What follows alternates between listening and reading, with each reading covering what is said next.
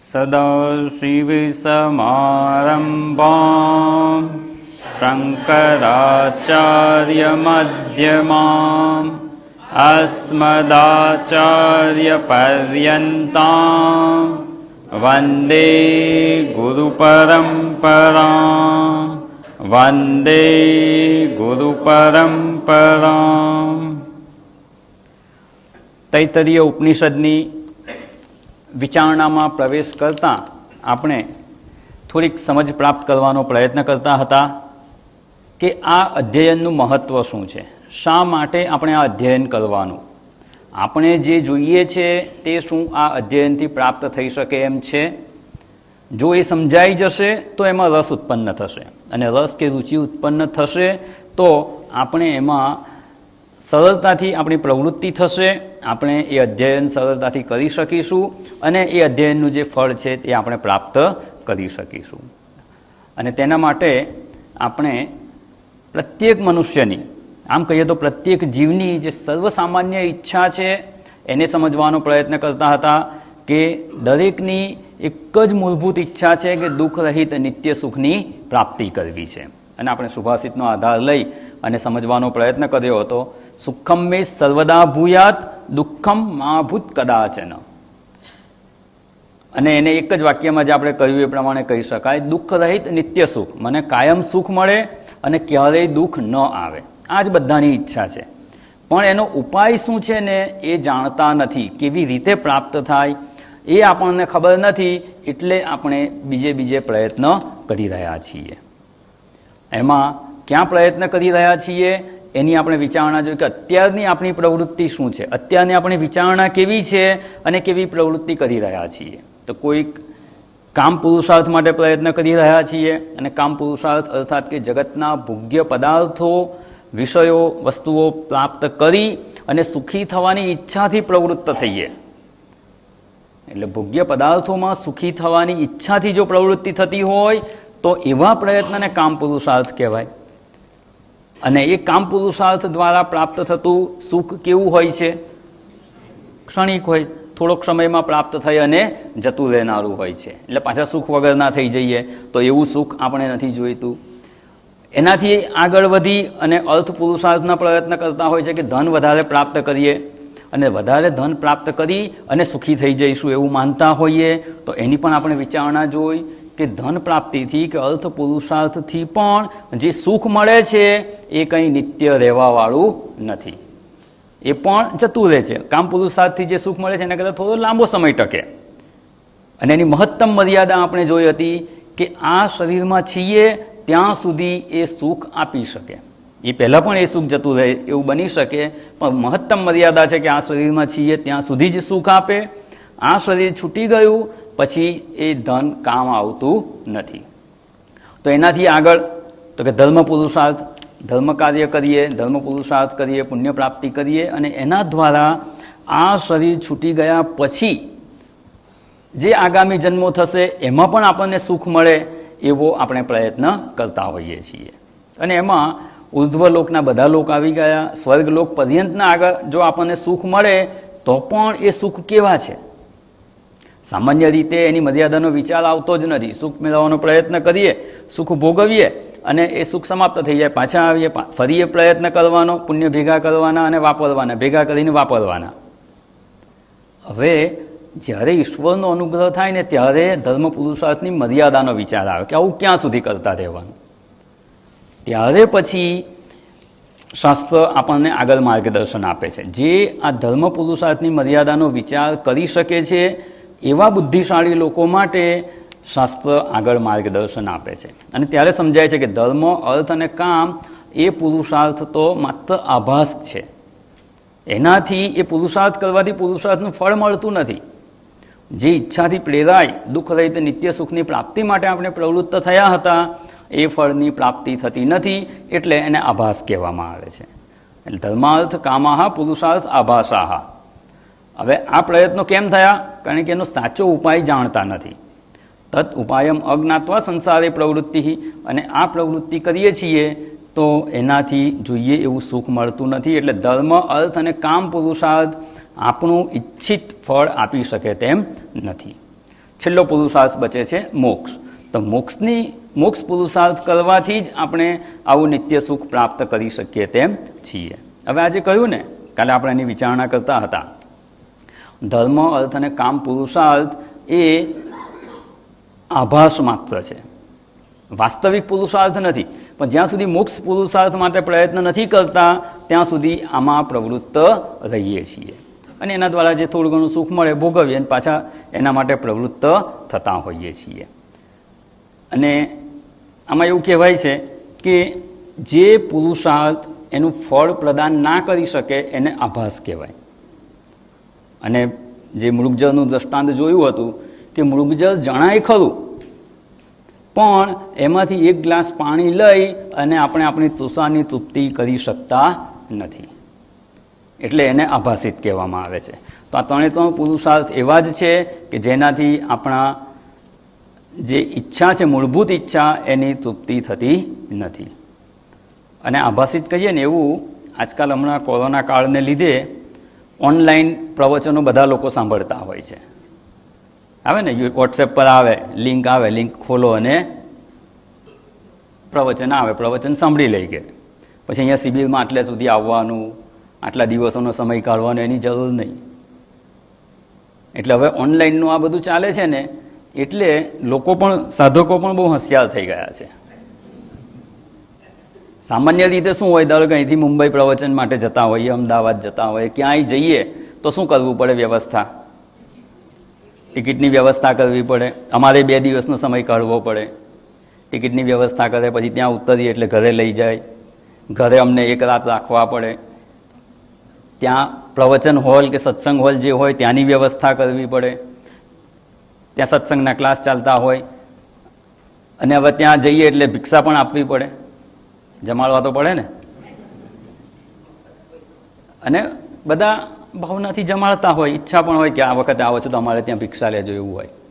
હવે થયું એવું કે આ ઓનલાઈનના ક્લાસ ચાલે છે, એટલે આવી રીતે એક પ્રવચન મૂકેલું, એટલે એ પ્રવચન સાંભળ્યું, પછી ફોન આવ્યો કે આજે તમારું પ્રવચન સાંભળ્યું, આજનો ક્લાસ હતો અમે સાંભળ્યો, અમારી ઈચ્છા છે કે તમને આજે અમે ભિક્ષા કરાવીએ. મેં કીધું હું તો અહીંયા અત્યારે આશ્રમમાં છું, તમારે ભિક્ષા લેવા ત્યાં તમારે ત્યાં કેવી રીતે આવું? તો કે ના, હું ફોટો પાડીને મોકલી આપું છું થાળીનો. તમે પ્રવચન કરીને લિંક મોકલી આપો છો વોટ્સએપ પર, હું ભિક્ષાની થાળી તૈયાર કરી ફોટો પાડીને મોકલી આપું છું. હવે આ કેવી કહેવાય ભિક્ષા? એનાથી ઉદર તૃપ્તિ થાય?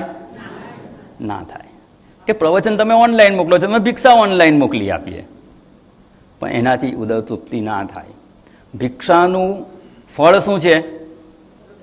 ઉદર તૃપ્તિ થવી જોઈએ. એ ના થાય તો શું કહેવાય? એને આભાસિત કહેવાય.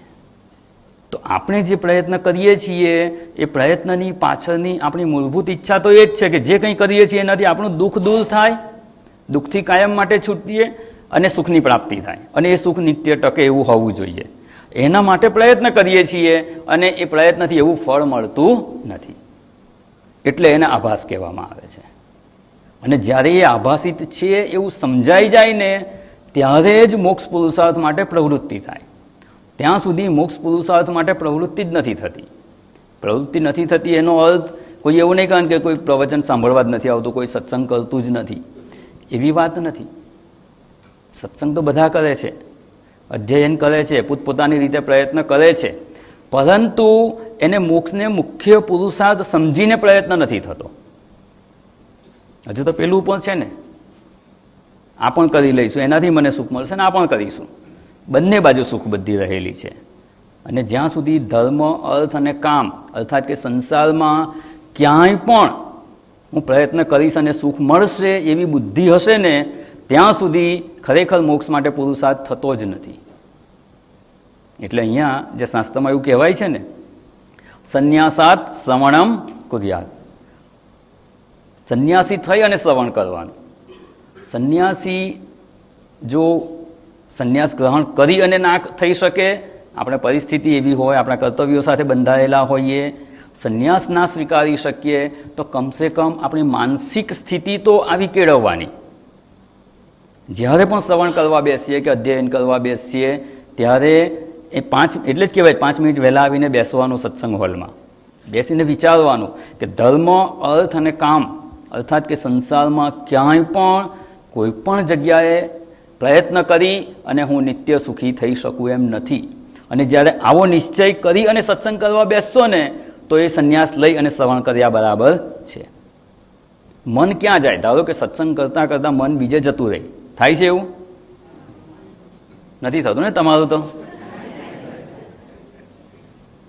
કેમ થાય? ક્યારેય વિચાર કરજો ખરો? ક્યારેક ખાલી ઓબ્ઝર્વ કરજો કે મન, આપણે સત્સંગ કરતા હોય ત્યારે મન કયા વિચારોમાં જાય છે. યુક્રેનમાં શું થયું, રશિયામાં શું થયું, આફ્રિકામાં શું થયું, એના વિચાર આવે છે? કયા વિચાર આવે છે? બસ જ્યાં આપણું મન રાગ કે દ્વેષથી જોડાયેલું હોય, ક્યાંક આસક્ત હોય, એના જ વિચારો આવે છે. એનો અર્થ કે ક્યાંક ને ક્યાંક સુખબુદ્ધિ રહેલી હોય ને તો એના જ વિચારો આપણને વિક્ષેપરૂપ થતા હોય છે. બંને પ્રકારે સુખ પ્રાપ્તિનો જ્યાં ઈચ્છા હોય કે આમ થઈ જશે ને, મને આટલું મળી જશે તો સુખ થઈ જશે, એવી ક્યાંક સુખબુદ્ધિ રહેલી હોય, રાગ રહેલા હોય તો એના વિચાર આપણને વિક્ષેપ ઊભો કરે. અથવા મને આ દુઃખ છે કે આને લીધે મને તકલીફ છે ને આ દૂર થઈ જાય ને, આ મારું વિપરીત પરિસ્થિતિ છે એ દૂર થઈ જાય તો મને સુખ થાય, એ દુઃખથી હું છૂટું, તો એના પ્રત્યે દ્વેષ છે કે આ દૂર થાય. ક્યાંક ને ક્યાંક રાગ, દ્વેષ કે આસક્તિ છે એના જ વિચાર આપણને વિક્ષેપ ઊભો કરે છે. અને રાગ દ્વેષ એ વિક્ષેપ કેમ ઊભો કરે છે?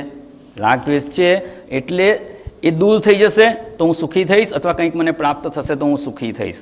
એટલે સંસારમાં ક્યાંય પણ સુખબુદ્ધિ રહેલી હશે ને, કોઈક સારી વસ્તુ પ્રાપ્ત થવામાં સુખબુદ્ધિ છે, અથવા વિપરીત પરિસ્થિતિ કે દુઃખદાયક પરિસ્થિતિ છે, દૂર થવામાં સુખબુદ્ધિ છે, તો જ આપણને એ વિચારો વિક્ષેપ ઊભા કરે. અને એ વિક્ષેપ ન થાય, મન આ અધ્યાત્મ વિદ્યામાં કે ઉપનિષદ વિદ્યામાં સરળતાથી સંલગ્ન થાય, એમાં રુચિ ઉત્પન્ન થાય અને રુચિ જળવાઈ રહે, એના માટે આ વિચારણાની આવશ્યકતા છે.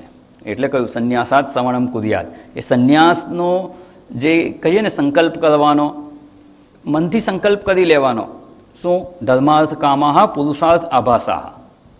એ મને સાચું સુખ આપી શકે એમ જ નથી. જો એવો નિશ્ચય કરીને બેસીએ ને પછી મને એમાં નહીં જાય. ખાલી એકવાર પ્રયત્ન કરી જોજો. અત્યારે બેઠા છો, આ શ્રવણ દરમિયાન એવો પ્રયત્ન કરો કે જગતમાં ક્યાંય હું સુખી થઈ શકું તેમ નથી. આત્મ સ્વરૂપના જ્ઞાન સિવાય જગત મને સુખી કરી શકે એમ નથી. એવી તેમાંથી સુખબુદ્ધિ ખાલી કાઢી લઈએ ને અને પછી શ્રવણ કરવા બેસીએ તો એ આપણા માટે દુઃખરૂપ થશે નહીં, આપણને વિક્ષેપ પણ ઊભો નહીં કરે. એટલે અહીંયા આપણે આ વિચારણા કરતા હતા, આ મોક્ષ પુરુષાર્થમાં આપણી રુચિ કેવી રીતે ઉત્પન્ન થાય, એનું મહત્ત્વ સમજાય અને એમાં રુચિ ઉત્પન્ન થાય, એના માટેની આપણે વિચારણા કરી હતી. અને છેલ્લે વિચાર કરતા હતા કે આ જ્ઞાનથી જ આવું સુખ પ્રાપ્ત થઈ શકે તેમ છે. અને જે સુભાષિતમાં કહ્યું હતું તે જ્ઞાનાદ એવ સિદ્ધ્યતઃ. ગઈકાલની વિચારણાને થોડી યાદ કરી લઈએ છીએ. તે જ્ઞાનાદ એવ સિદ્ધ્યતઃ, અને જ્ઞાનથી જો પ્રાપ્ત થઈ જાય મતલબ કે એ વસ્તુ આપણને પ્રાપ્ત હતી જ. પ્રાપ્તસ્ય પ્રાપ્તિ જ જ્ઞાનથી થઈ શકે. અને જ્ઞાનથી પ્રાપ્ત થશે એવું કહ્યું એટલે એનો અર્થ આપણે સમજી ગયા કે મને પ્રાપ્ત જ છે. મને પ્રાપ્ત જ છે તો કઈ વસ્તુ છે કે જે મને પ્રાપ્ત છે અને છતાં મને એ સુખ હજુ મળતું નથી? તો એ શોધવાનો આપણે પ્રયત્ન કરતા હતા. જે પેલું દ્રષ્ટાંત જોયું હતું કે ખિસ્સામાં ચાવી હતી પણ આગલા 3 ખિસ્સામાં જોયું ત્યાં ન મળી, પાછલા ખિસ્સામાં મુકાઈ ગઈ હતી. તો આ એવી કઈ વસ્તુ છે કે જે હજુ આપણે ત્યાં ધ્યાન ગયું નથી, એનું જ્ઞાન પ્રાપ્ત થયું નથી અને એ આપણી પાસે સુખરૂપ વસ્તુ જ છે. તો આપણી પાસે ધન સંપત્તિ છે એનો વિચાર કરી જો, એ સુખરૂપ નથી. આપણું શરીર આપણને પ્રાપ્ત છે એ પણ સુખરૂપ નથી. ઇન્દ્રિયો, મન, બુદ્ધિ, અહંકાર આ બધું આપણને પ્રાપ્ત છે પણ એ સુખરૂપ નથી. માત્ર એક આપણું જે આત્મ સ્વરૂપ છે એ જ સુખરૂપ છે અને એ આપણને પ્રાપ્ત છે. એટલે એને પ્રાપ્ત કરવાનો, એને જાણવાનો આપણે પ્રયત્ન કરવાનો છે. જ્ઞાનથી જ એની પ્રાપ્તિ થઈ શકે. એટલે એ આત્મ સ્વરૂપની પ્રાપ્તિ કરવા માટે આ ઉપનિષદ વિદ્યા છે. બ્રહ્મવિદ્યાની પ્રાપ્તિ માટે સંબંધ ભાષ્યમાં શંકરાચાર્યજી જણાવવાના છે. એ બ્રહ્મવિદ્યાની પ્રાપ્તિ કરાવે છે. બ્રહ્મવિદ્યા દ્વારા જ અવિદ્યાની નિવૃત્તિ થઈ અને આપણે એ નિત્ય સુખ સ્વરૂપની પ્રાપ્તિ કરી શકીએ તેમ છીએ. આટલી વિચારણા આપણે જોઈ હતી. તો હવે આ આત્મ સ્વરૂપ જે આપણને પ્રાપ્ત જ છે, પણ સાચી રીતે આપણે એને જાણતા નથી. તો એને સાચી રીતે કેવી રીતે જાણી શકાય, યથાર્થ જ્ઞાન કેવી રીતે થઈ શકે, એનો આપણે પ્રયત્ન કરવાનો છે. અને એમાં મનુસ્મૃતિમાં સરસ વાત જણાવવામાં આવેલી છે. ધર્મ જિજ્ઞાસમાનાનામ પ્રમાણમ પરમમ સ્તુતિઃ, બ્રહ્મ જિજ્ઞાસમાનાનામ પ્રમાણમ પરમમ સ્તુતિઃ. મનુસ્મૃતિમાં આ વાત છે. આપણે પેલું બીજું જે વાક્ય છે, બ્રહ્મ જિજ્ઞાસમાનાનામ પ્રમાણમ પરમમ સ્તુતિઃ. જેને બ્રહ્મ તત્વને જાણવાની ઈચ્છા છે એના માટે શ્રુતિ અર્થાત કે વેદ એ પરમ પ્રમાણ છે. પરમ અર્થાત કે શ્રેષ્ઠ, અને પ્રમાણ એટલે કે જાણવાનું સાધન. જો બ્રહ્મ તત્વનું જ્ઞાન પ્રાપ્ત કરવું છે, અને બ્રહ્મ એ જ આત્મા, સમાનાર્થી શબ્દ છે. માંડુક્ય ઉપનિષદમાં આપણે જોઈ રહ્યા હતા, સવારે માતાજી સમજાવતા હતા. જે સર્વ છે એ જ ઓમકાર છે, ઓમકાર છે એ જ બ્રહ્મ છે, ને બ્રહ્મ છે એ જ આત્મા છે. તો એ આત્મતત્વ કે બ્રહ્મ તત્વનું જ્ઞાન પ્રાપ્ત કરવા માટે શ્રુતિ કે વેદ પરમ પ્રમાણ છે. અને એ વેદનું અધ્યયન કરીએ તો આપણને એ આત્મ સ્વરૂપનું યથાર્થ જ્ઞાન થઈ શકે તેમ છે. ધર્મ માટે પણ એવું જ કહેવાય છે. ધર્મ વિષયક જ્ઞાન પણ આપણને આપણી બુદ્ધિથી નથી સમજાતું. ધર્મ વિષયક જ્ઞાનનું પણ માર્ગદર્શન તો શ્રુતિ કે વેદ જ કરે છે. એટલે ધર્મનું માર્ગદર્શન કરે છે. ધર્મ કાર્ય જે કરવાના હોય, કેવા કર્મો કરવા જોઈએ કે જેનાથી પુણ્યની પ્રાપ્તિ થાય, સુખની પ્રાપ્તિ થાય, આપણી ઈચ્છાની પૂર્તિ માટે કેવા કર્મો કરવાના, એ બધું જે માર્ગદર્શન કરવામાં આવે છે એ વેદનો પૂર્વ ભાગ છે, જેને કર્મકાંડ કહેવામાં આવે છે. મનુષ્ય માત્રના મનમાં જે પણ પ્રકારની ઈચ્છા ઉત્પન્ન થઈ શકે ને, એ બધી ઈચ્છાની પૂર્તિના ઉપાય આપણા શાસ્ત્રોમાં જણાવેલા છે. એટલે આમ કહીએ તો ધર્મ, અર્થ અને કામ ત્રણેય પુરુષાર્થના જે પ્રયત્નો છે એ જો શાસ્ત્રીય રીતે કરવા હોય તો એનું માર્ગદર્શન વેદ આપે છે. અને એ વેદનો પૂર્વ ભાગ કે કર્મકાંડ વિભાગ છે. દરેકના લૌકિક ઉપાય પણ હોય. ધન પ્રાપ્ત કરવું હોય તો એને લૌકિક ઉપાય પણ છે. નોકરી કરે, વેપાર કરે, ખેતી કરે, ધનની પ્રાપ્તિ થાય. અને વૈદિક ઉપાય પણ હોય છે. એટલે લૌકિક ઉપાય પણ હોય, વૈદિક ઉપાય પણ હોય. મોટે ભાગે આપણે લૌકિક ઉપાય જ કરતા હોઈએ છીએ. વૈદિક ઉપાય બહુ જ ઓછા લોકો કરતા હોય છે. તો અહીંયા આ ધર્મ, અર્થ અને કામ એનું જે માર્ગદર્શન કરે છે એ વેદનો પૂર્વ ભાગ છે, જેને કર્મકાંડ કહેવામાં આવે છે. એ એના માટે પ્રમાણ છે. એમાં કહ્યું છે એ પ્રમાણે જો કરવામાં આવે તો ચોક્કસ એ પ્રમાણેનું ફળ પ્રાપ્ત થઈ જાય છે. એટલે ધર્મ માટે શ્રુતિનો પૂર્વ ભાગ પ્રમાણ છે, અને બ્રહ્મ માટે, બ્રહ્મના જ્ઞાન માટે કે મોક્ષ પ્રાપ્તિ માટે વેદનો ઉત્તર ભાગ પ્રમાણ છે. એટલે આખો વેદ પ્રમાણ છે. ખાલી વેદાંત જ પ્રમાણ છે એવું નથી. એટલે વેદનો પૂર્વ ભાગ છે એ આપણે ધર્મ માટે પ્રમાણ છે, ધર્મ કાર્ય માટે પ્રમાણ છે. અને ઉત્તર ભાગ છે કે વેદનો પાછળનો જે ભાગ છે, તો એને પાછળ કેમ કહેવામાં આવે છે? વેદાંત શબ્દ જે છે, ઉપનિષદ વિભાગ કે વેદાંત, અને સામાન્ય અર્થ પણ એ જ છે. વેદસ્ય અંતભાગે સ્થિત વેદાંત, અંતમાં ઉપદેશ આપવામાં આવેલો છે. તો જે ધર્મ કાર્યથી ઉપરાંત થઈ ગયા છે, ધર્મ કાર્યની મર્યાદા જે જાણી ચૂકેલા છે, જે વેદના પૂર્વ ભાગનું આચરણ કરી, ધર્મ કાર્ય કરી, એ પ્રમાણે જીવન જીવી અને જ્યારે એની મર્યાદાનો વિચાર કરે છે, એનાથી ઉપરાંત થાય છે, ત્યારે પછી વેદ એને વેદાંતનો ઉપદેશ આપે છે કે આ કર્મથી સુખી થઈ શકાય તેમ નથી. ધર્મ, અર્થ અને કામ પુરુષાર્થથી સુખી થઈ શકાય તેમ નથી. અને એવો જેને નિશ્ચય થાય છે એને વેદ કહે છે કે હવે આ વેદાંતનો ઉપદેશ છે. જો ખરેખર દુઃખ રહિત નિત્ય સુખની પ્રાપ્તિ કરવી હોય અને સંસારમાંથી ઉપરામતા પ્રાપ્ત થઈ હોય, ધર્મ, અર્થ અને કામ પુરુષાર્થની પરીક્ષા કરી લીધી હોય, એના દ્વારા પ્રાપ્ત થતા ફળની મર્યાદા જાણી લીધી હોય, તો હવે વેદાંતનો ઉપદેશ કામ લાગે તેમ છે. અને એના માટે શાસ્ત્રમાં મુંડક ઉપનિષદમાં એક સરસ વાત જણાવે છે કે આ વૈરાગ્ય પ્રાપ્ત થાય એટલે શું. એક સરસ શ્લોક છે, પરીક્ષ્ય લોકાન કર્મચિતાન બ્રાહ્મણ નિર્વેદમ આયાત.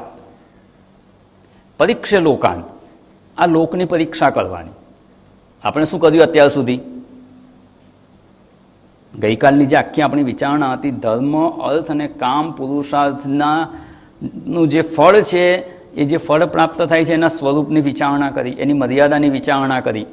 એક પ્રકારની પરીક્ષા જ છે. પરિતઃ ઈક્ષણમ, ચારે બાજુથી એનો વિચાર કરી લેવાનો કે ભાઈ આ ખૂણે આપણને સુખ મળી શકે એમ છે, આ ખૂણે મળી શકે એમ છે, ક્યાં મળી શકે એમ છે સંસારમાં કેવો પ્રયત્ન કરીએ તો સુખની પ્રાપ્તિ થઈ શકે એમ છે. જ્યાં જ્યાં સંભાવના હોય ને એ બધી સંભાવનાનો વિચાર કરી લેવાનો, અને બધી સંભાવનાનો વિચાર કરી અને જે નિશ્ચય પર પહોંચીએ ને એને કહેવાય પરીક્ષા લોકાન. લોક એટલે આ લોક જ્યાં આપણે જીવન જીવી રહ્યા છીએ, આ સંસાર. પરીક્ષા લોકાન, આ લોક, આ સંસાર જ્યાં આપણે આપણા કર્તવ્ય કર્મો કરી રહ્યા છીએ, આપણું જીવન જીવી રહ્યા છીએ, એની જ પરીક્ષા કરવાની છે. અને આપણે એની જ પરીક્ષા જોઈ કે ધર્મ, અર્થ અને કામ પુરુષાર્થથી જે કંઈ પદાર્થો આપણને પ્રાપ્ત થઈ શકે એમ છે, જે સુખ પ્રાપ્ત થઈ શકે એમ છે, એનું સ્વરૂપ કેવું છે. પરીક્ષા લોકાન, એ લોક માટે અહીંયા વિશેષ શબ્દ વાપરે છે, કર્મચિતાન. કર્મથી પ્રાપ્ત થયેલા, આપણને જે કંઈ પ્રાપ્ત થયેલું છે કેવી રીતે પ્રાપ્ત થયેલું છે? આપણને આપણું શરીર આપણા જ કર્મો અનુસાર પ્રાપ્ત થયેલું છે. જો સ્વસ્થ હોય તો પણ આપણા જ કર્મો અનુસાર, અને રોગિષ્ટ હોય તો પણ, નાનું હોય, મોટું હોય, કાળું હોય, ધોળું હોય, બધાને એક સરખા નથી મળતા. દરેકને પોતપોતાના પ્રારબ્ધ અનુસાર શરીરની પ્રાપ્તિ થયેલી છે. શરીરના સગા સંબંધીઓ, શરીરને લગતું જે કંઈ પ્રાપ્ત થયું છે ને એ બધું આપણા કર્મો અનુસાર જ છે. આપણને જે ધન સંપત્તિ પ્રાપ્ત થઈ છે, જે પરિસ્થિતિ પ્રાપ્ત થઈ છે, આ બધું જ આપણા કર્મો અનુસાર પ્રાપ્ત થયું છે. પરીક્ષા લોકાન કર્મચિતાન બ્રાહ્મણ. આ બ્રહ્મને પ્રાપ્ત કરવાની જે વિચારણા કરે છે એને બ્રાહ્મણ કહેવાય. એટલે જો આપણે બ્રહ્મતત્વની પ્રાપ્તિના માર્ગે પ્રયત્ન કરતા હોઈએ ને તો અહીંયા શાસ્ત્રની ભાષામાં તો બ્રાહ્મણ જ છીએ. બ્રાહ્મણ નિર્વેદમ આયાત. નિર્વેદ એટલે વૈરાગ્ય. એ વૈરાગ્યને પ્રાપ્ત થાય છે. જ્યાં સુધી આ પરીક્ષા નથી કરીને ત્યાં સુધી વૈરાગ્યની પ્રાપ્તિ સંભવતી નથી. જે વૈરાગ્ય આપણને સાધન ચતુષ્ટય સંપત્તિમાં ઉલ્લેખ કરવામાં આવેલો છે તે વૈરાગ્ય. બાકી કંઈ આપાત વૈરાગ્ય હોય, સ્મશાન વૈરાગ્ય હોય, ક્ષણિક વૈરાગ્ય હોય, કંઈક પરિસ્થિતિ એવી પ્રાપ્ત થાય અને વૈરાગ્ય આવી જાય અને પરિસ્થિતિ દૂર થાય એટલે પાછા હતા તેવા ને તેવા, એની વાત નથી. જે વૈરાગ્ય, જેનું નિરૂપણ સાધન ચતુષ્ટય સંપત્તિમાં વિવેક અને વૈરાગ્ય કહેવામાં આવે છે, જે મોક્ષ માટેનો અધિકાર આપણને આપે છે, એવો વૈરાગ્ય પ્રાપ્ત કરવો હોય ને તો કર્મચિતાન લોકાન પરીક્ષ્ય, એની વિચારણા કર્યા વિના આ વૈરાગ્યની પ્રાપ્તિ થઈ શકે તેમ નથી. અને આ વૈરાગ્ય થાય એનો નિશ્ચય કેવો હોય? આ વૈરાગ્ય કેવા પ્રકારનો હોય છે કે મને આમ થયું એટલે હવે મને વૈરાગ્ય આવી ગયો, નોકરી છૂટી ગઈ, આમ થયું તેમ થયું, કંઈક થયું અને વૈરાગ્ય પ્રાપ્ત થયો છે? તો કે ના. આની વિચારણા કેવી છે? તો અહીંયા નિર્વેદમ આયાત, એ વૈરાગ્યનો પ્રકાર કેવો છે? અહીંયા સંધિ થઈ છે, ન અસ્તિ અકૃત કૃતેન. કૃતેન એટલે કરવાથી, અને અકૃત, અકૃત જે કરવાથી પ્રાપ્ત થાય એવું નથી. કરવાથી શું પ્રાપ્ત થાય? આપણે ગઈકાલે જોયું હતું, કર્મનું ફળ, કર્મ કરીએ એટલે કર્મનું ફળ પ્રાપ્ત થાય. તો જે કર્મના ફળરૂપ નથી એટલે અપ્રાપ્ત નથી. કર્મનું ફળ શું છે? અપ્રાપ્ત છે. કર્મ કરીએ પછી ફળ મળે છે એટલે અપ્રાપ્ત છે. જે અપ્રાપ્ત છે એને કર્મનું ફળ કહેવાય, એ આપણને પછી પ્રાપ્ત થતું હોય. પણ અહીંયા કર્મના ફળ રૂપે પ્રાપ્ત થતું નથી, અર્થાત કે પ્રાપ્ત જ છે. અકૃત એટલે પરમાત્માને અકૃત કહેવામાં આવે છે.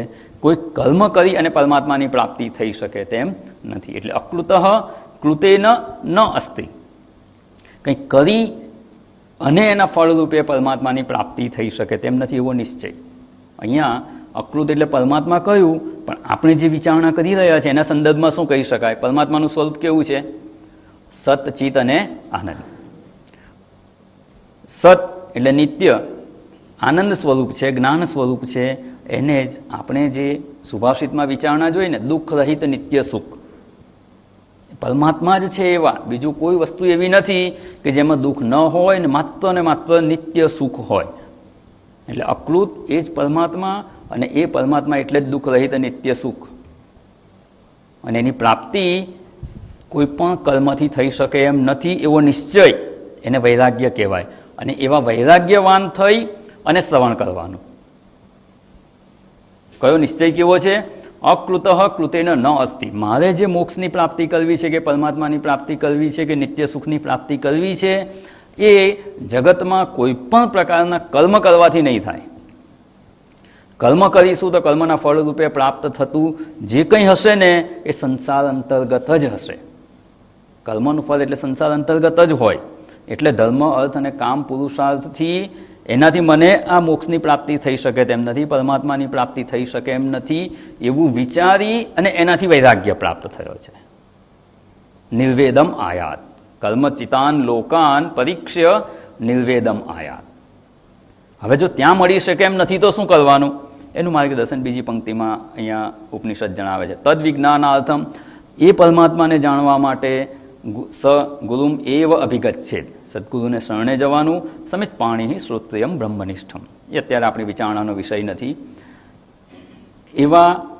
આવો નિશ્ચય જેને થઈ ગયો છે એ મોક્ષ માટેના અધિકારી થાય છે. અહીંયા જે કહ્યું ને કર્મચિતાન બ્રાહ્મણ પરીક્ષા લોકાન, લોકોની પરીક્ષા કરવાની, એને જ બીજા શબ્દોમાં એને ભાષ્યમાં શંકરાચાર્યજી સરસ ત્યાં સમજાવેલું છે કે અસ્માત સાધ્ય સાધન રૂપાત, આ સંસાર જે કહ્યું ને કર્મચિતાન લોકાન, આ લોકથી વૈરાગ્ય પ્રાપ્ત કરવાનું, આ લોકની પરીક્ષા કરી અને વૈરાગ્યને પ્રાપ્ત થવાનું છે.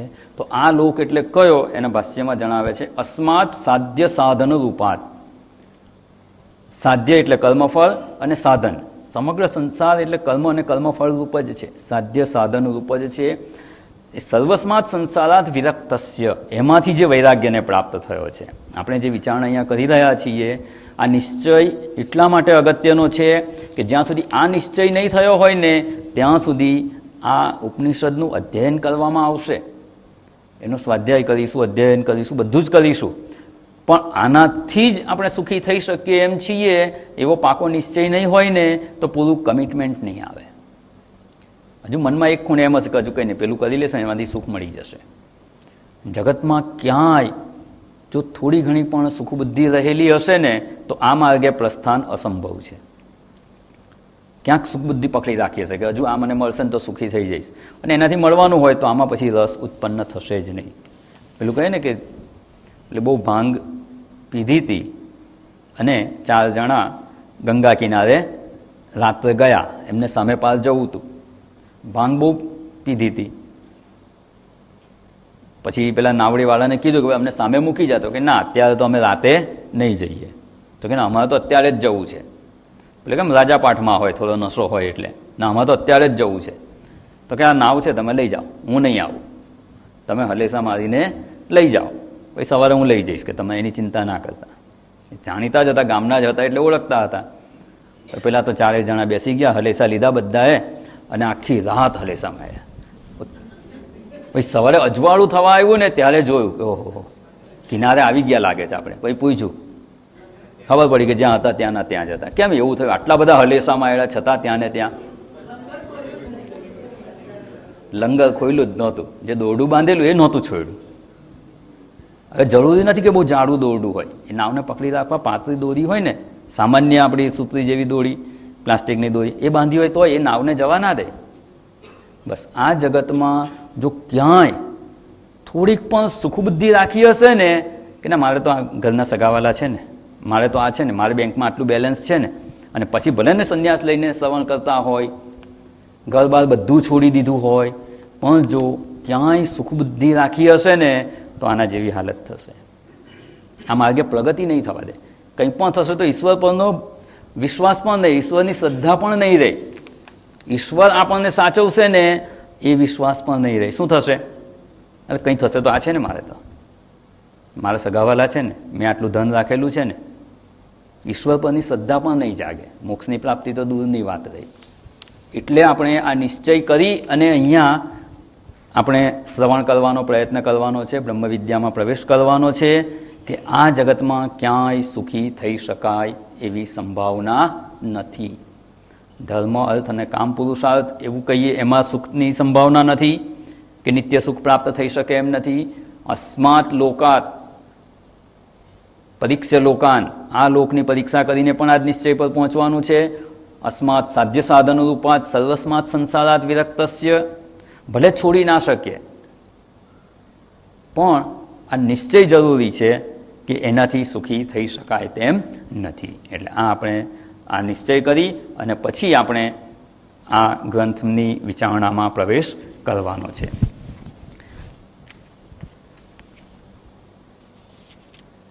એટલે જે પૂર્વ ભાગ જે છે એ ધર્મ જિજ્ઞાસમાનાનામ પ્રમાણમ પરમમ સ્તુતિ કહ્યું, એમાં પૂર્વ વિભાગ છે એ ધર્મ વિભાગનું માર્ગદર્શન કરે છે કે આ કર્મો કરીશું તો આ ફળ મળશે. અને જે ઉત્તર ભાગ છે જેને વેદાંત કહેવામાં આવે છે એ વેદાંત આપણને આત્મ સ્વરૂપની વિચારણામાં પ્રવેશ કરાવે છે, આત્મ સ્વરૂપનું જ્ઞાન પ્રદાન કરે છે. એટલે આપણે હવે આ ધર્મ, અર્થ, કામ અને મોક્ષ આ 4 પુરુષાર્થની વિચારણા જોઈ લીધી અને એનાથી આપણે નિશ્ચય પર પહોંચીએ છીએ કે આ બ્રહ્મવિદ્યાના અધ્યયન સિવાય કે ઉપનિષદના અધ્યયન સિવાય આપણે આ મોક્ષની પ્રાપ્તિ થઈ શકે તેમ નથી, કે નિત્ય સુખની પ્રાપ્તિ થઈ શકે એમ નથી, એવો નિશ્ચય કરી અને આપણે આ તૈત્તરીય ઉપનિષદના અધ્યયનમાં પ્રવેશ કરવાનો છે.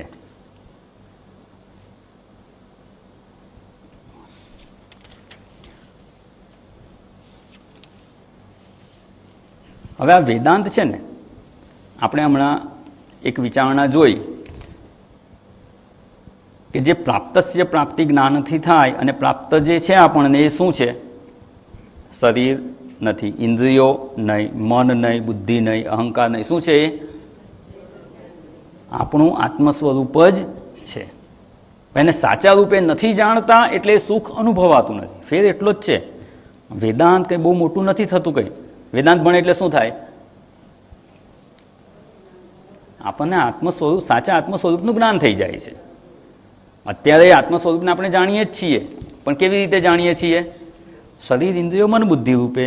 એ હું નથી, હું આત્મ સ્વરૂપ છું, એવું જ જ્ઞાન આ ઉપનિષદ વિદ્યા પ્રદાન કરે છે. અને એટલે જ ઘણા લોકો એવું કહેતા હોય છે કે આ વેદાંત છે ને બહુ શુષ્ક છે, કંટાળો આવે. થાય ને એવું? સાંભળ્યું છે ને એવું? વાસ્તવમાં એવું નથી. એને સાચા અર્થમાં સમજતા નથી ને એટલે એ શુષ્ક લાગે છે.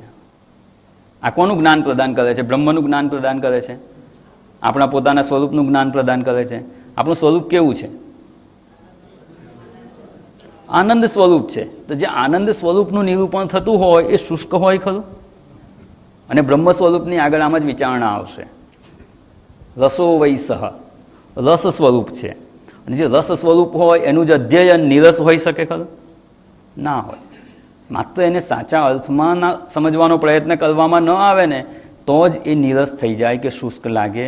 વાસ્તવમાં આપણા પોતાના જ આત્મ સ્વરૂપની અહીંયા વાત જણાવે છે, પણ એ રહસ્ય સમજાયું ના હોય ને એટલા માટે. પેલું કહીએ ને કે હવે તો બધો ડિજિટલનો જમાનો આવી ગયો, એટલે કંઈ પણ પ્રસંગ હોય ને તો બધા મોબાઈલમાં જ ફોટા પાડી લે, એટલે હવે કોઈના ઘરે આલ્બમ જોવા નથી મળતા. પહેલાંના જમાનામાં કેવું હતું? લગ્ન હોય કે એવો કંઈ પ્રસંગ હોય તો સ્પેશિયલ ફોટોગ્રાફરને બોલાવે, બધા ફોટા પાડે ને 2-3 મોટા મોટા આલ્બમ બનાવે. અને પછી કોઈ પણ મહેમાન આવે એટલે શું કરે? આલ્બમ પકડાવી દે લો, એટલે એ 10-15 મિનિટ આલ્બમ જોયા કરે, ત્યાં સુધી એ ફ્રી. હવે ધારો કે આપણે જ કોઈના ઘરે ગયા અને આવું લગ્નનું આલ્બમ કંઈ પ્રસંગ પતી ગયો, આપણે ગયા હતા પણ ખરા, ધારો કે એ પ્રસંગમાં હોઈએ ત્યાં હાજર, અને એનું જ આલ્બમ આપણને જોવા આપે, બરાબર? તો આલ્બમ ખોલીએ, ફટાફટ આપણે ફેરવતા જઈએ. ક્યાં અટકી જઈએ આપણે?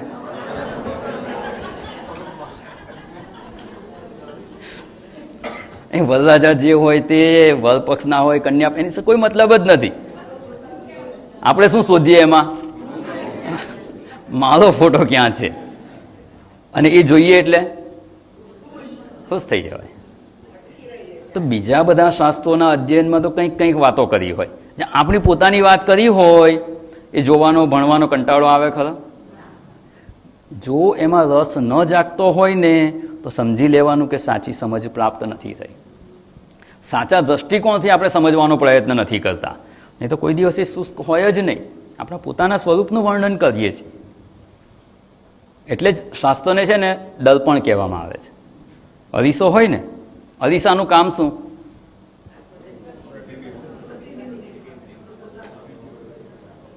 ધારો કે ઘરમાં રિનોવેશન કરાવીએ છીએ, જૂનો બધો સામાન કાઢી નાખ્યો, નવેસરથી બધું કામ કરાવ્યું. હવે નવી જગ્યાએ નવો અરીસો બાથરૂમમાં મૂકવાનો છે. બજારમાં જઈએ આપણે અરીસો લેવા, ત્યારે શું જોઈએ? આપણે બજારમાં જઈએ ત્યારે પોતાને ના જોઈએ, ત્યારે તો અરીસો જોઈએ. કેવો છે આપણે જોઈએ, 3 ફૂટ બાય 2 ફૂટની સાઇઝમાં ફિટ થાય એવો છે કે નહીં. આપણી સાઇઝનું માપ લઈને ગયા હોઈએ, એ માપનો છે, સાઈડ પર થોડી ડિઝાઇન હોય, એની ફ્રેમ કેવી છે એ જોઈએ. ખરીદી કરવા જઈએ ત્યારે શું જોઈએ છે? આપણે અરીસો જોઈએ છે કે અરીસો કેવો છે. પછી એને ખરીદીને લઈ આવીએ, આપણે બાથરૂમમાં ફિટ કરી દઈએ. હવે એક વાર તો જોઈને લઈ આવ્યા, પછી રોજ જોવાની જરૂર ખરી? એક વસ્તુ જોઈ લે કે ભાઈ આ વસ્તુ આવી છે, આ પાઉચ આવું છે, જોઈ લીધું, હવે શું કરવાનું? એને રોજ જોયા કરવાનું? એક અરીસો તો તમે જોઈને લઈ આવ્યા, પછી રોજ શું કામ જુઓ છો? હવે અરીસો નથી જોતા, અરીસો જુઓ છો કે 3 ફૂટ બાય 2 ફૂટનો છે, એની ફ્રેમ કેવી છે, ડિઝાઇન કેવી છે? ના. પહેલાં લેવા ખરીદી કરવા ગયા ત્યારે પણ અરીસાની સામે ઊભા હતા તમે, પણ ત્યારે તમારું ફોકસ ક્યાં હતું? શું જોતા હતા? અરીસાની ડિઝાઇન, સાઇઝ, એ બધું જોયું. એને ઘરે લાવીને બાથરૂમમાં મૂકી દીધો, પછી રોજ જોઈએ છે ત્યારે શું છે? આપણું ફોકસ ક્યાં છે? આપણે અંદર આપણું પ્રતિબિંબ આપણને પોતાને જોવાનો પ્રયત્ન કરીએ છીએ, આપણને પોતાને જણાવે છે, ત્યારે અરીસાની સાઇઝને બધું નથી જોતા. એટલે ત્યારે શું કહેવાય? પહેલાં અરીસો જોયો, હવે રોજ શું જોઈએ છે? આપણે પોતાને જોઈએ છીએ, અરીસો નથી જોતા. બસ એવી જ રીતે પહેલી વાર શાસ્ત્ર જોઈએ ને તો કે આ શાસ્ત્રમાં શું કહ્યું છે, શું છે, એમ જોતા હોય. પછી સમજવાનું શું છે? જો આ દર્પણ છે તો આમાં જે વાત કરી છે, કોની વાત કરવાના છે? મારી પોતાની વાત કરવાના છે. નાનપણથી અત્યાર સુધીમાં કેટલી વાર આપણે પોતાને અરીસામાં જોયા હશે? એમાં કેટલી વાર કંટાળો આવે જોવાનો? કેમ કંટાળો નથી આવતો? મજા આવે જ ઉલટાની. બસ આ શાસ્ત્રના અધ્યયનમાં જો આવો રસ પડે ને તો કહેવાય કે શાસ્ત્રના અધ્યયનના ઉદ્દેશને આપણે સારી રીતે સમજ્યા છીએ, શાસ્ત્રનું મહત્ત્વ સમજ્યા છીએ. એ શાસ્ત્રનું મહત્ત્વ સમજવા માટે આપણે આ વિચારણા કરી, અને એ વિચારણા આપણને ઉપયોગી થાય, અને એ વિચારણા દ્વારા આપણો રસ આ અધ્યયનમાં જળવાઈ રહે, એ ખૂબ અગત્યનું છે. નહીં તો ઉત્સાહ તો આવે, 1-2 દિવસ ભણીએ ને પછી ઉત્સાહ જતો રહે, થોડા સમય પછી એમ થાય કે જવા દો. એવું ન થાય ને એના માટેની આ વિચારણા છે કે આ સિવાય બીજી કોઈ રીતે આપણે સુખી થઈ શકીએ તેમ નથી. અન્યત્ર શરણમ અપશ્યન, બીજે ક્યાંય આનું શરણ મળે એમ જ નથી. અધ્યાત્મ વિદ્યા સિવાય, બ્રહ્મ વિદ્યા સિવાય કે ઉપનિષદ વિદ્યા સિવાય બીજી કોઈ રીતે નિત્ય સુખની પ્રાપ્તિ સંભવતી નથી. આવા નિશ્ચયપૂર્વક આપણે શ્રવણ કરવાનું છે. અને હવે જે આપણે શ્રવણ અધ્યયન કરવાના છીએ એ છે તૈત્તરીય ઉપનિષદ. કયા વેદ અંતર્ગત આવેલું છે? બધું જોઈ જોઈને બોલો છો.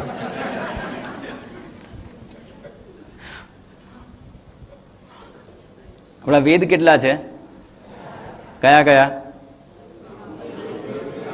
એવું ભેગું બોલો તો મને કયું સંભળાય? અહીંયા એક એક સિક્વન્સ, આ બધી વસ્તુ છે ને જ્યાં સુધી સિક્વન્સમાં યાદ રાખો ને તો સરળતાથી યાદ રહી જાય. ઋગ્વેદ, સામવેદ, યજુર્વેદ અને અથર્વવેદ, આ પરંપરાગત રીતે ક્રમ સ્વીકાર્ય છે. એટલે આ રીતે જ યાદ રાખો ને, ઋગ્વેદ, સામવેદ, યજુર્વેદ અને અથર્વવેદ, આ 4 વેદ છે. પછી જે યજુર્વેદ છે ને એમાં 2 વિભાગ છે, શુક્લ યજુર્વેદ અને કૃષ્ણ યજુર્વેદ. આ કયો છે? કૃષ્ણ યજુર્વેદ. હવે કૃષ્ણ યજુર્વેદની અંદર પણ અનેક શાખાઓ છે. વેદમાં અનેક શાખાઓ હોય છે, એમાં આ તૈત્તિરીય શાખા છે, અને તૈત્તરીય શાખાની અંદર તૈત્તિરીય આરણ્યક છે. અનેક શાખા હોય, કઠોપનિષદ છે, કાણવ શાખા અંતર્ગત છે, એવી રીતે આ તૈત્તરીય શાખાની અંદર તૈત્તરીય આરણ્યક છે. વેદની અંદર પણ સંહિતા વિભાગ હોય, બ્રાહ્મણ વિભાગ હોય અને આરણ્યક વિભાગ હોય. તો આ તૈત્તિરીય આરણ્યક વિભાગ છે. તૈત્તિરીય આરણ્યકમાં 10 પાઠ છે, પણ આ વેદમાં પાઠને બદલે શું શબ્દ વપરાય છે? પ્રપાઠક. અને ઘણા બધા શબ્દો છે. અંગ્રેજીમાં તો માત્ર એવું જ કહેવાય છે કે ચેપ્ટર. આપણે અધ્યાયો હોય, વલ્લી શબ્દ વપરાય છે, પછી મુંડક છે ક્યાંક, પ્રથમ મુંડક, દ્વિતીય મુંડક. એવી રીતે અહીંયા પ્રપાઠક છે. પ્રપાઠક છે એટલે આપણે સાદી સમજ માટે કહીએ કે 10 પાઠ છે. 10માંથી જે 7, 8 અને 9માં પાઠ છે, 7, 8 અને 9 એને તૈત્તિરીય ઉપનિષદ કહેવામાં આવે છે. એટલે પ્રપાઠક 7, 8 અને 9 એનું આપણે અધ્યયન કરવાનું છે. તો આની પહેલાંના 1 થી 6 કેમ છોડી દીધા? તો કે એ ઉપનિષદમાં નથી ગણાતા, એ પૂર્વ વિભાગમાં છે. અહીંયા શંકરાચાર્યજી સંબંધ ભાષ્યમાં એનો ઉલ્લેખ કરશે કે એમાં એનો સાર આપણને કહી દેશે. આપણે 7મા પાઠથી જો શરૂ કરવાનું હોય તો 1 થી 6માં શું કહ્યું ખબર હોવી જોઈએ ને, કામ ભણીને આવેલા હોવા જોઈએ. આપણે અત્યારે ભણવાનો સમય નથી એટલે એનો સાર આપણને કહી દેવાના છે. એ આપણે સંબંધ ભાષ્યની વિચારણા કરીશું ત્યારે જોઈશું કે એમાં શું વાત કરવામાં આવી અને હવે આ 7મામાં શું વાત કરવાના છે. 7મા પ્રપાઠકમાં જે વાત કરવાની છે એનો 1 થી 6 સાથે શું સંબંધ છે એ સંબંધ ભાષ્યમાં જણાવવાના છે. એટલે એ આપણે સમજીશું ત્યારે એની વિચારણા કરીશું. અને જે 10મું છે ને એ નારાયણ ઉપનિષદ કહેવાય છે અને એમાં યજ્ઞ વિષયક બધી માહિતી છે. એને યાજ્ઞિકી ઉપનિષદ પણ કહેવાય છે. એનું આપણે અધ્યયન કરતા નથી. આપણે 7, 8 અને 9 એની વિચારણા કરવાની છે. હવે અહીંયા જે છે ને પ્રપાઠક 7 એ પણ એને વલ્લી કહેવાય છે. વલ્લી એટલે વેલ, લતા હોય ને એને એવું અહીંયા નામ આપેલું છે. એમાં પ્રપાઠક 7 છે એ શિક્ષાવલ્લી છે અને બીજું જે છે પ્રપાઠક 8 એ બ્રહ્માનંદ વલ્લી અને પ્રપાઠક 9 છે એ ભૃગુવલ્લી.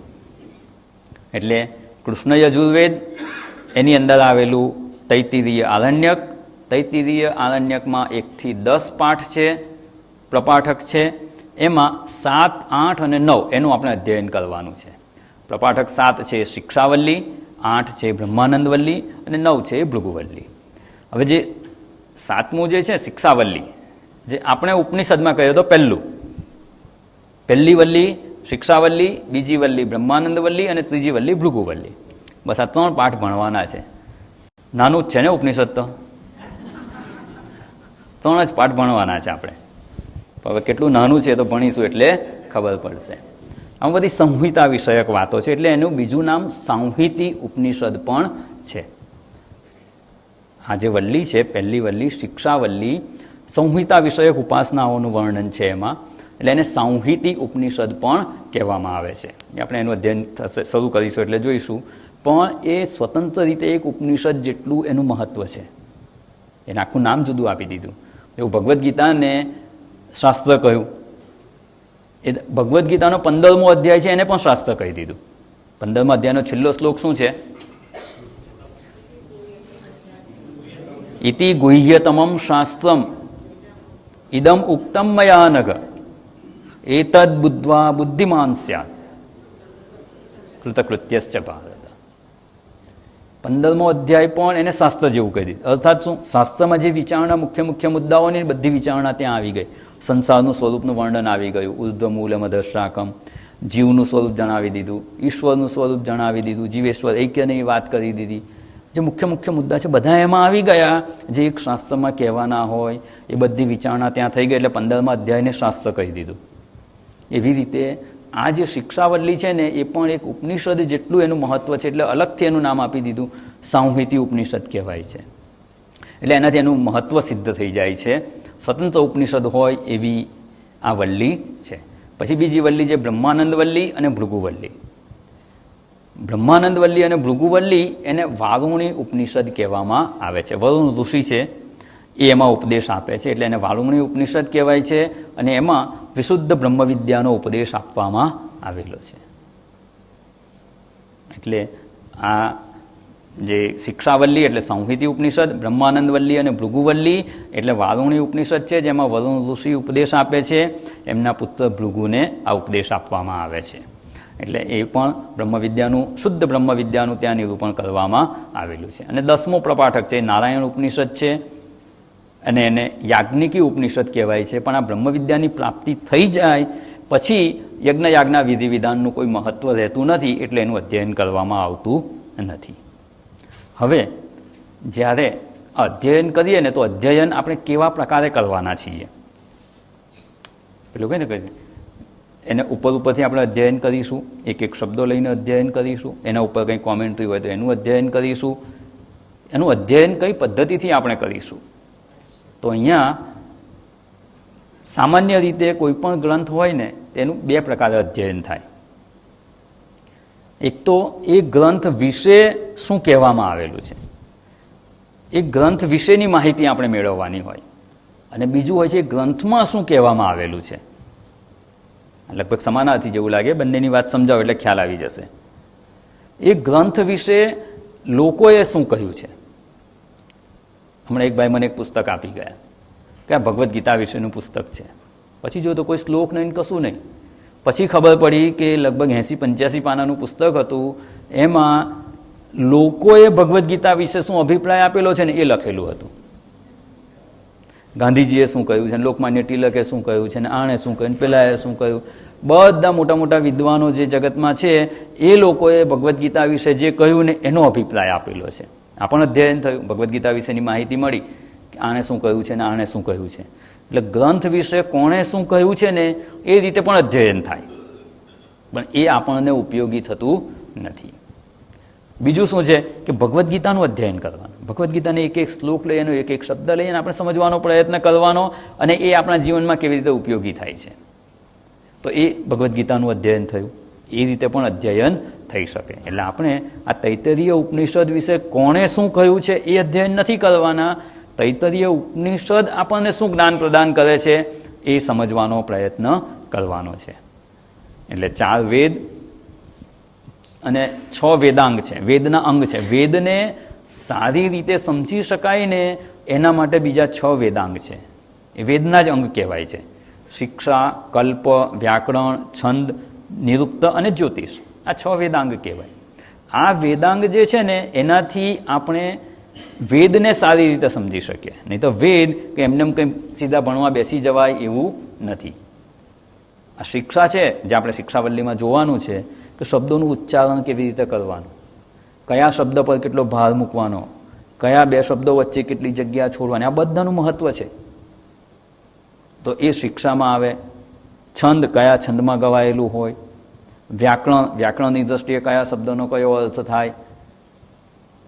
શબ્દોની ઉત્પત્તિ, કયા શબ્દોની કઈ ધાતુમાંથી ઉત્પત્તિ થઈ છે એ બધું સમજવાનું હોય. જ્યોતિષ, જ્યોતિષ પણ વેદાંગ છે. જ્યોતિષ જો વેદાંગ છે તેનો ઉપયોગ અત્યારે શું થઈ રહ્યો છે?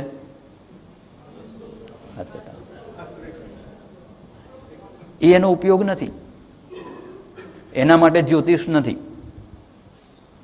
તો ઠીક છે, કોઈ દુઃખી હોય ને કંઈ દુઃખમાંથી છૂટવાનો કંઈ ઉપાય ના જાણાતો હોય અને કોઈની પાસે જઈને કંઈક આશ્વાસન આપવા માટે કહી દે કે તારી આ ગ્રહ દશા છે, થોડા સમયમાં સુધરી જશે.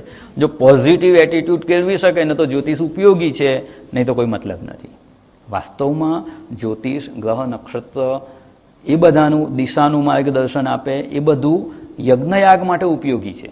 કે યજ્ઞ કરવાનો હોય તો અમુક તિથિએ અમુક સમયે જ કરવાનો હોય, યજ્ઞવેદી અમુક દિશામાં જ બનાવવાની હોય, અમુક સમયે અમુક મુહૂર્તમાં જ કરવાનું હોય, એ જાણવા માટે જ્યોતિષ છે, એ એનો ઉપયોગ છે. એટલે વેદાંગ તરીકે ત્યાં એ ઉપયોગી છે.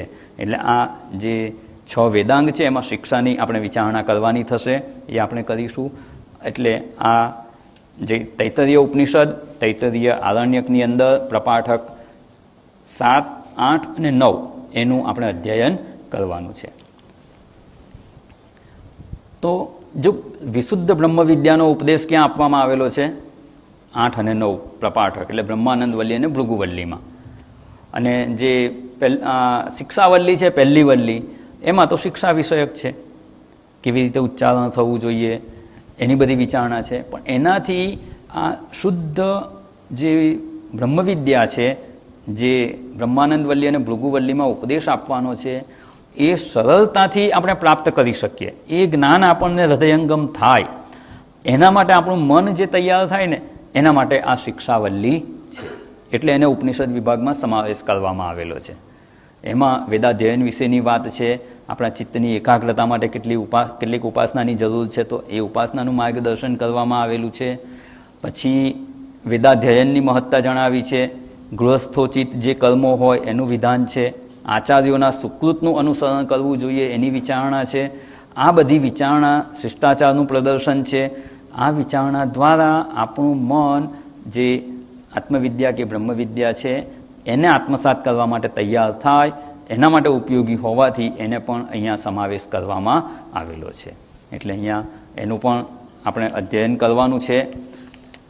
અને પછી જે બ્રહ્માનંદ વલ્લી અને ભૃગુવલ્લી એમાં બ્રહ્મવિદ્યાનો ઉપદેશ આપવામાં આવશે, એની આપણે વિચારણા કરવાની છે. બ્રહ્માનંદ વલ્લીમાં શું છે ઉપદેશ? આમાં શિક્ષા સંબંધી છે.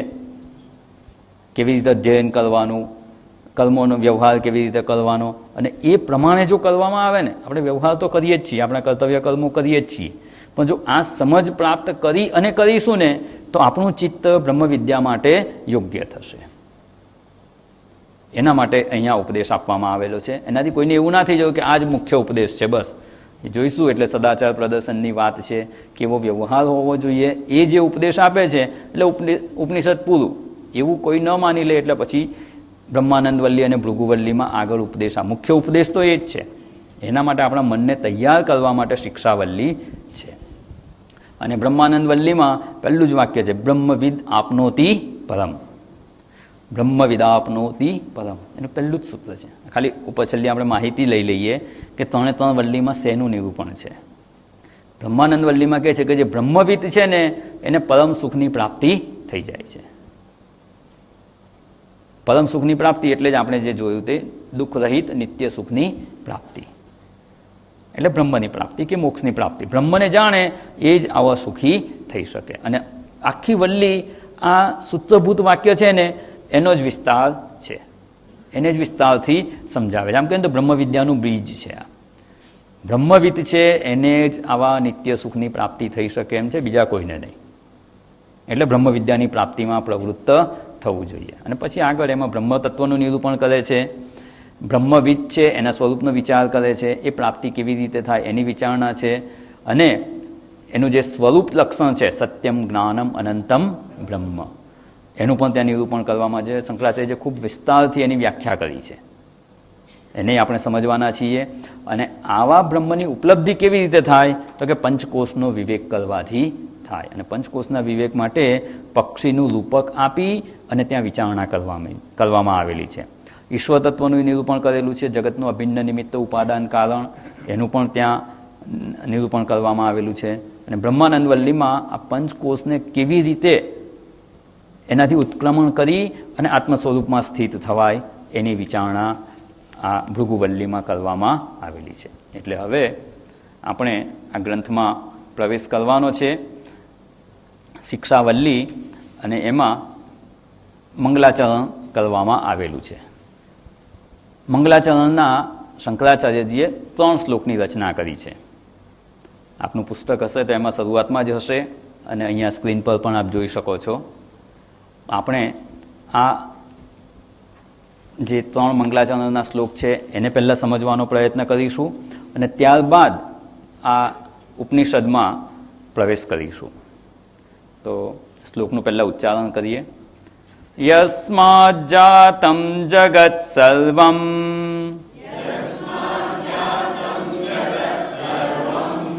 યસ્મિન્નેવ પ્રલીયતે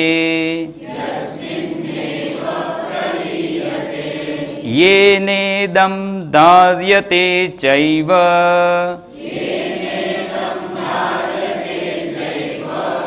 તસ્મૈ જ્ઞાનાત્મને નમઃ.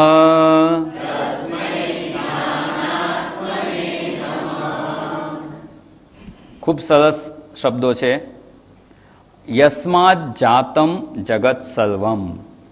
યસ્માત એટલે જેમાંથી, જાતમ એટલે જન્મેલું છે, જગત આ જગત, સર્વમ સંપૂર્ણ જગત જેમાંથી જન્મેલું છે. સરળ શબ્દો છે ને, સમજાઈ ગયા ને? જેમાંથી, જો યસ્માત એટલે જેમાંથી, સર્વમ જગત આ સંપૂર્ણ જગત, જાતમ એટલે જન્મેલું છે. શેમાંથી જન્મેલું છે ખબર છે ને? હા, આ જગતની ઉત્પત્તિ કોણે કરી? પરમેશ્વરે. ઈશ્વરે આ જગતની ઉત્પત્તિ કરી છે. એ ઈશ્વરને આપણે નમસ્કાર કરવાના છે. સામાન્ય રીતે મંગલાચરણમાં શું કરવાનું હોય? પરમેશ્વરને પ્રાર્થના કરવાની હોય. જે ગ્રંથ રચનાનું કાર્ય થઈ રહ્યું છે એ આપણું કાર્ય નિર્વિઘ્ને સંપન્ન થાય, ઈશ્વરનો અનુગ્રહ પ્રાપ્ત થાય, ઈશ્વરને નમસ્કાર કરવાના. આ બધા ઉદ્દેશ માટે આપણે મંગલાચરણ કરતા હોઈએ છીએ. અને લૌકિક વ્યવહારમાં પણ ઘરની બહાર જતા હોય તો જય શ્રી કૃષ્ણ કહીને નીકળે, ઓમ નમઃ શિવાય બોલે. કંઈ પણ કામ શરૂ કરવાનું તો હર હર મહાદેવ હર. કંઈક આવું જેમાં જેમાં શ્રદ્ધા હોય એવું પોતાના પરમેશ્વરનું કે જેમાં શ્રદ્ધા હોય એને નમસ્કાર કરીને આપણે આપણા કાર્યનો આરંભ કરતા હોય છે. પહેલાં છે ને પોસ્ટકાર્ડ લખતા હતા, હવે તો બંધ થઈ ગયું પોસ્ટકાર્ડનું. એમાં ઉપર લખે ને શરૂ કરતા જ પહેલાં ઉપર ઓમ લખે, શ્રી લખે, શ્રી ગણેશાય નમઃ એવું લખે અને પછી લખવાની શરૂઆત કરે. તો શંકરાચાર્યજી પણ આ ગ્રંથ ઉપર ભાષ્યની રચના કરવા જઈ રહ્યા છે તો એ પહેલાં પરમેશ્વરને નમસ્કાર કરવા માટે મંગલાચરણનો શ્લોક રચે છે. એમાં કહે છે કે પરમેશ્વરને નમસ્કાર કરે છે. કેવા પરમેશ્વર છે? તો કે યસ્માત જાતમ જગત સર્વમ, જેમાંથી આ સંપૂર્ણ જગતની ઉત્પત્તિ થઈ છે. યસ્મિન એવ પ્રલીયતે. યસ્મિન એટલે તેમાં જ, જેમાંથી ઉત્પત્તિ થઈ છે, જેમાં યસ્મિન એવ તેમાં જ પ્રલીયતે લય પામે છે. આ જગત શેમાં લય પામે છે? એ પરમેશ્વરમાં જ લય પામે છે. અને યેનેદમ ધાર્યતે ચ એવ. યેન ઇદમ, યેન એટલે જેના વડે, ઇદમ ધાર્યતે. ઇદમ એટલે આ જગત જેની વાત કરી, સર્વમ જગત કહ્યું. ઇદમ જગત યેન જે પરમાત્મા વડે ધાર્યતે, એ પરમાત્મા જ આ જગતને ધારણ કરી રહ્યા છે. અને એટલે જ કહેવાય બ્રહ્માજી સૃષ્ટિને ઉત્પન્ન કરનારા, એનું પાલન પોષણ કરીને ધારણ કરનાર કોણ છે? વિષ્ણુ ભગવાન. એનો લય કોણ કરે છે? શંકર ભગવાન. એ જ પરમેશ્વર જુદા જુદા નામે ઓળખાય છે. એ જ ઈશ્વર આ જગતને ઉત્પન્ન કરે છે, આ જગતને ધારણ કરે છે અને એ ઈશ્વરમાં જ આ સૃષ્ટિ લય પામે છે. હવે એ ઈશ્વર કેવા છે? પરમેશ્વર કેવા છે? તો કે તસ્મૈ જ્ઞાનાત્મને નમઃ. એવા જ્ઞાન સ્વરૂપ પરમેશ્વરને આપણે નમન કરીએ છીએ. અને આ રીતે નમન કરી ઈશ્વરને યાદ કરવાના, એમના સ્વરૂપની વિચારણા કરી કે એ જ ઈશ્વર જગતની ઉત્પત્તિ કરે છે, સ્થિતિ કરે છે, લય કરે છે અને એ જ્ઞાન સ્વરૂપ છે. એવા પરમેશ્વરને હું નમન કરું છું. પરમેશ્વરને નમન કરી અને પછી આગળની વિચારણા કરે છે. આટલું થઈ ગયું, પહેલો શ્લોક થઈ ગયો. હવે બીજા શ્લોક પર જઈએ. સમજાઈ ગયું ને કે આમાં કંઈ બાકી છે? ના સમજાયું હોય તો વધારે વિચારણા કરીએ, નહીં તો આગળ જઈએ. બીજા શ્લોક પર જઈએ. પણ આ છે ને, આ મંગલાચરણ કોણે રચેલું છે? શંકરાચાર્યજીએ રચેલું છે. કોઈ સામાન્ય માણસ પ્રાર્થના કરે ને, કે કોઈ સામાન્ય દેવદેવીની પ્રાર્થના હોય ને તો બરાબર છે, એમાં કંઈ ગૂઢાર્થ ના હોય. પણ જ્યારે એક વેદાંતી તરીકે શંકરાચાર્યજી જ્યારે આ શ્લોકની રચના કરે છે ને મંગલાચરણ રૂપે રજૂ કરે છે ને, ત્યારે એનો વિશેષ અર્થ સમજવો પડે. આખા ઉપનિષદનો જે સાર છે ને, ઉપનિષદમાં જે કહેવાનું છે ને તે અહીંયા કહી દીધું છે. એટલે માત્ર એ જ ઈશ્વરમાંથી જગતની ઉત્પત્તિ થઈ છે, ઈશ્વર જ ધારણ કરે છે ને એમાં જ લય પામે છે, એવા જ્ઞાન સ્વરૂપ પરમેશ્વરને હું નમન કરું છું. આ તો માત્ર ભાષાંતર થયું, એના અર્થની વિચારણા હજુ થઈ નથી. અર્થની વિચારણા કરીશું ને ત્યારે એમ થશે કે ઉપનિષદ આપણને આવડી ગયું. ઉપનિષદમાં જે કહેવાના છે ને બધું અહીંયા કહી દીધું. અત્યારે સમય થઈ ગયો છે, પણ આની ખૂબ વિસ્તૃત વિચારણા કરી અને આપણે સમજવાનો પ્રયત્ન કરીશું કે આ નમસ્કાર કોને કરી રહ્યા છે. અહીંયા જીવ ઈશ્વર ઐક્ય અહીંયા પ્રસ્થાપિત થઈ જાય છે. એ ઈશ્વર જેને જગતની ઉત્પત્તિ કરી, ધારણ કરે, સ્થિતિ કરે છે, એ જ ઈશ્વર જ્ઞાન સ્વરૂપે અંદર રહેલા છે. તસ્મૈ જ્ઞાનાત્મને નમઃ એ સ્વરૂપ લક્ષણ છે.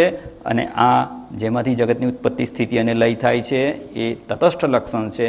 તટસ્થ લક્ષણ દ્વારા સ્વરૂપ લક્ષણનો નિર્દેશ કરે છે અને એ જે ઈશ્વર છે જગતની ઉત્પત્તિ કરનાર, એ જ આપણી અંદર પણ ચૈતન્ય સ્વરૂપે, જ્ઞાન સ્વરૂપે રહેલા છે. બંને એક જ છે. એવા પરમેશ્વરને નમન કરવાનું છે. કેવી રીતે આ વિચારણાના નિષ્કર્ષ પર આપણે પહોંચવાનું છે ને, એને વિસ્તારપૂર્વક સમજવાનો પ્રયત્ન કરવાનો છે. કાલે પુનઃ મળીશું ત્યારે આના એક એક શબ્દને આપણે વિસ્તારપૂર્વક સમજવાનો પ્રયત્ન કરવાનો છે. કેવી રીતે એ ઈશ્વર આ જગતની ઉત્પત્તિ, સ્થિતિ અને લયનું કારણ બને છે અને એ જ જ્ઞાન સ્વરૂપે પણ રહેલા છે. તો આપણે આવતીકાલે મળીશું ત્યારે આ વિચારણામાં આગળ વધીશું. ઓમ પૂર્ણમદ પૂર્ણમિદં પૂર્ણાત પૂર્ણમુદચ્યતે પૂર્ણસ્ય પૂર્ણમાદાય પૂર્ણમેવાવશિષ્યતે. ઓમ શાંતિ શાંતિ શાંતિ. હરિ ઓમ. શ્રી ગુરુભ્યો નમઃ. હરિ ઓમ.